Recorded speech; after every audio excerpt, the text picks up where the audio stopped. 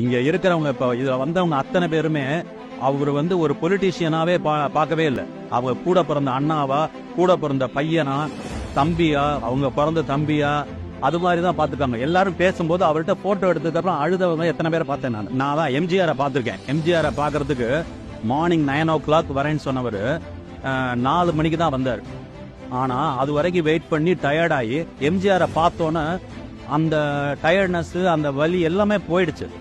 அது மாதிரி ஒரு வைப்ரேஷன் இவரை பார்க்கும்போது. நம்ம நிறைய பேரை பார்த்துட்டோங்க. இவங்க எல்லாருமே ஒரு டிபிக்கல் பொலிட்டீஷியனா எப்படி இருக்குமோ அப்படியே இருக்காங்க.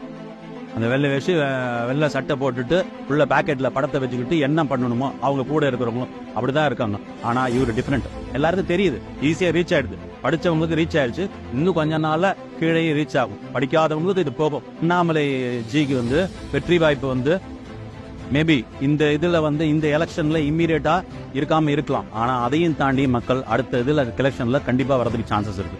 யாரோட சப்போர்ட் இல்லைனாலும் வரதுக்கு சான்ஸ் இருக்கு.